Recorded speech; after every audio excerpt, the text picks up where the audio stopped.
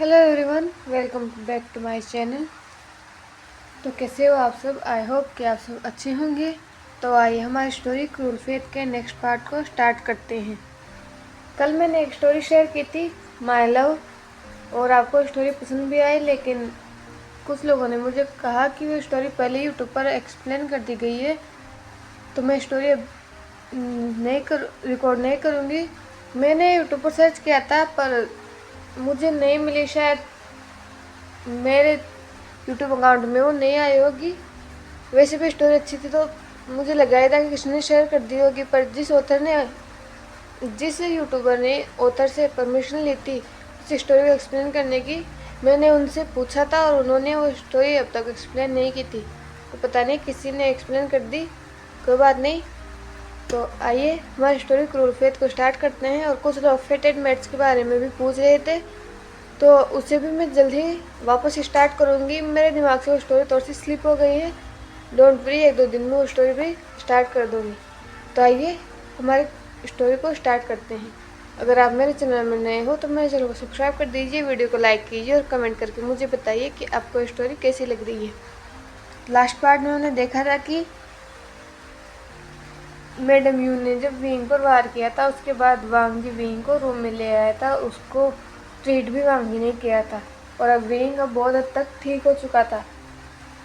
जब वांग जी विंग के रूम में उसे वो मेडिसिन देने गया तो विंग का मुंह बन गया, क्योंकि वो मेडिसिन उसे बिल्कुल अच्छी नहीं दिखती। लेकिन जब वांग जी ने उसे ज़बरदस्ती वो मेडिसिन पिलाई तो विंग ने वांग जी को उसी की मेडिसिन को टेस्ट कराने के लिए वांग जी को किस किया और किसी ने उनके बीच और भी बहुत कुछ हुआ। अब देखते हैं आगे। विंग अपने घुटनों पर बैठ गया और उसने वांग जी की तरफ देखा। वांग जी को सब कुछ याद आया। ये क्या था? मैं कंट्रोल कैसे हो गया? नहीं, वांग जी ने सोचा और उसे अशेम्ड फील हुआ। वांग जी ने अपनी कंडीशन को देखा और उसके चीक्स रेड हो गए। जब उसने अपनी चेस्ट को देखा जहाँ बाइट मार्क्स थे, वांग जी डर गया। वो तुरंत बेड से उठ गया। विंग वांग जी के हाथ को पकड़ने वाला था, लेकिन इससे पहले ही वांग जी अपने अपर रोब्स के साथ भाग गया। वांग जी तब तक नहीं रुका जब तक वो अपने रूम में नहीं पहुंच गया। उसने अपने रूम के डोर को क्लोज किया और उस पर ही लीन हो गया। उसने अपने दिल पर हाथ रखा। मैं अनकंट्रोल कैसे हो गया? वांग जी ने सोचा। वो यादें वांग जी के दिमाग में आने लगती हैं। वांग जी फ्लोर पर बैठ गया। दूसरी तरफ विंग बहुत देर से डोर की तरफ देख रहा था। उसने अपना सिर झुका लिया।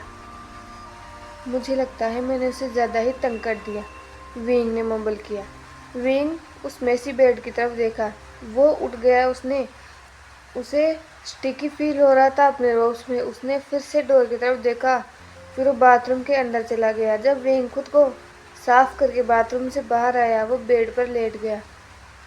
वो उस किस को याद करने लगा, उसकी इनोसेंट आइज, उसका रेड ब्लशिंग फेस, उसके वो प्लम्प लिप्स, उसकी ब्यूटीफुल दूध जैसी त्वचा। वो सच में बहुत अडोरेबल है। अगर मैं उसे अपने पास रख पाता। नहीं नहीं नहीं नहीं, ये मैं क्या सोच रहा हूँ? वो गुस्सू का सेकंड प्रिंस है।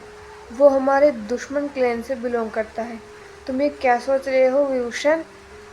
विंग ने अपनी आंखें बंद कर ली, और फिर भी वो अपने और वांग जी के उस हॉट इंटेंस मोमेंट को भूल ही नहीं पा रहा था। वांग जी और विंग दोनों ही रात में लेट सोए। अगला दिन वांग जी ने जागजू के साथ बिताया, क्योंकि वो विंग को अपना फेस दिखाना नहीं चाहता था। विंग ने भी वांग जी को इग्नोर किया। वो भी उससे नहीं मिला। शाम को जियांगफेंग म्यान दूसरे क्लेन से आए लेटर्स को चेक कर रहे थे। मैडम यू कमरे के बाहर खड़ी थी। उन्होंने जियांगफेंग मैन की तरफ देखा और वो इमोशनल हो गई। मुझे माफ़ कर दो हस्बैंड, लेकिन कब तक और तुम मुझे इग्नोर करोगे? अब मुझसे ये बर्दाश्त नहीं हो रहा है, मैडम यू ने सोचा। उन्होंने अपने आंसुओं को पोंछा और रूम में अंदर चली गई। जियांगफेंग मैन ने उन्हें नोटिस नहीं किया, क्योंकि वो अपने काम में बिजी थे। मैडम यू जियांगफेंग मैन के सामने खड़ी हो गई, लेकिन फिर भी उन्हें अटेंशन नहीं मिली। मैडम यू धीरे से जियांगफेंग मैन के पास गई और बैठ गई। जियांगफेंग मैन ने मैडम यू की तरफ देखा। उनका फेस कोल्ड हो गया। उन्होंने लेटर को बंद किया और उठने लगे। मैडम यू ने उनका हाथ पकड़ लिया और उनकी तरफ देखा। मेरा हाथ छोड़ो, मैं किसी ज़रूरी काम के लिए जा रहा हूँ, जियांग फेंगमियान ने कहा। मुझे इग्नोर मत करो, मैडम यू ने कहा। मेरा हाथ छोड़ो, जियांग फेंगमियान ने गुस्से से कहा। मैडम यू शिवर कर गई, उनकी आंखों से आंसू बहने लगे। मैंने तुमसे हमेशा प्यार किया है, मेरे बर्ताव के लिए मुझे माफ़ कर दो। तुम जो कहोगे वो मैं करूँगी, लेकिन मुझे इग्नोर मत करो, मुझसे बात करो, मैडम यू ने कहा। मैडम यू जियांग फेंगमियान के फेस की तरफ देखने लगी। जियांग फेंगमियान ने अपना फेस दूसरी तरफ कर लिया। मैडम यू ने जियांग फेंगमियान के फेस को अपने दोनों हाथों से पकड़ा और उनकी आंखों में देखने लगी। मुझे माफ़ कर दो हस्बैंड, मैडम यू ने कहा और उन्हें हक कर लिया। जियांग फेंगमियान ऐसे ही खड़े रहे, उन्होंने मैडम यू को हक बैक नहीं किया। मैडम यू ने अपने फेस को जियांग फेंगमियान की चेस्ट में छुपा लिया और ज़ोर से रोने लगी। मुझे कुछ अकेला समय चाहिए, जियांग फेंगमियान ने कहा। I love you, madam Yu ने कहा। जियांग फेंगमियान ने जवाब नहीं दिया। मैडम यू ने अपनी आंसू भरी निगाहों से जियांग फेंगमियान की तरफ देखा। क्या तुम मुझसे प्यार नहीं करते, मैडम यू ने पूछा। जियांग फेंगमियान ने कोई जवाब नहीं दिया। क्या अब तुम मुझसे प्यार नहीं करते? मैं जानती हूँ मैंने गलती की थी, मैं स्वीकार करती हूँ। प्लीज़ प्लीज़ प्लीज़ मुझे माफ़ कर दो। तुम जो चाहते हो मैं सब करूँगी, मैं अब तुम्हें कभी डिसअपॉइंटेड नहीं करूँगी, मैडम यू ने कहा। जियांग चेंग रूम के अंदर आ रहा था। जब उसने अपनी माँ की आवाज़ सुनी तो वो अपनी जगह पर ही रुक गया और बातों को सुनने लगा। हस्बैंड, प्लीज़ जवाब दो। अगर तुम अब मुझसे और प्यार नहीं करते और मैंने तुम्हें बहुत ज़्यादा ही डिसअपॉइंटेड किया हो तो मैं सब कुछ छोड़ दूँगी। मुझे बस तुम्हारा जवाब चाहिए, प्लीज़ मुझे बताओ, मैडम यू ने रोते हुए कहा। मैं भी तुमसे प्यार करता हूँ, लेकिन इस बार तुमने सारी हदें पार कर दी। मैंने तुमसे कभी ऐसे सवालों की उम्मीद नहीं की थी, जियांग फेंगमियान ने कहा।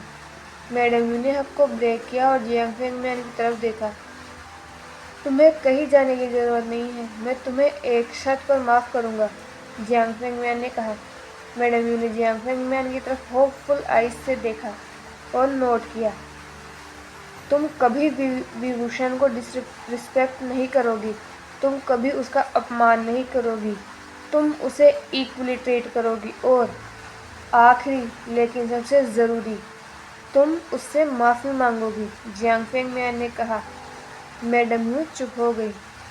माफ़ी? उन्होंने मम्बल किया। जियांग फेंगमियान ने साय किया। जाने दो, तुम नहीं कर पाओगी, जियांग फेंगमियान ने कहा। मैडम यू ने अपनी आंखों को बंद किया और फिर जियांग फेंगमियान की तरफ देखा। ठीक है, मैडम यू ने जवाब दिया। जियांग फेंगमियान ने मैडम यू की तरफ देखा, जिसने नोट किया और खड़ी हो गई। मैं उससे माफ़ी मांगूंगी, मैडम यू ने कहा और वो रूम से बाहर आ गई। जियांग चेंग ने खुद को छुपा लिया। उसने अपनी माँ की तरफ देखा और फिर रूम में आ गया।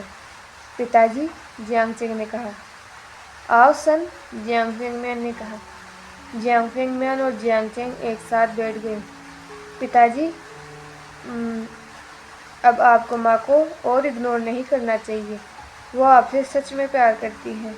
मैं जानता हूँ जो भी उन्होंने वीइंग के साथ किया वो सही नहीं था, लेकिन मैं आपके और माँ के रिश्ते को लेकर वरीड हूँ। मुझे हर्ट होता है जब मैं आपको बिना किसी वजह के लड़ते देखता हूँ, जियांग चेंग ने कहा। जियांग फेंगमियान ने जियांग चेंग के हेड को पेट किया। मेरा सन बड़ा हो गया है, अब वो सब कुछ समझने लगा है। मुझे नहीं पता था कि मेरी और तुम्हारी माँ का झगड़ा तुम पर इम्पैक्ट डालता है। मुझे माफ़ कर दो, जियांग फेंगमियान ने कहा। कोई बात नहीं पिताजी, जियांग चेंग ने कहा। चिंता मत करो, आज रात से ही मेरे और तुम्हारी माँ के बीच सब कुछ ठीक हो जाएगा, जियांग फेंगमियान ने कहा। जियांग चेंग ने स्माइल किया। रात को मैडम यू वीइंग के रूम के पास गई और हिम्मत करके डोर पर नॉक किया। वीइंग ने दरवाज़ा खोला, लेकिन मैडम यू को अपने रूम के सामने देखकर वो शॉक हो गया। क्या तुम मुझे अंदर नहीं बुलाओगे, मैडम यू ने पोलाइटली कहा। वीइंग ने गल्प किया, क्योंकि ये पहली बार था जब मैडम यू उससे इतना पोलाइटली बात कर रही थी। वीइंग ने तुरंत मैडम यू के सामने बो किया और नोड किया। मैडम यू रूम के अंदर चली गई। विंग भी उसके पीछे गया।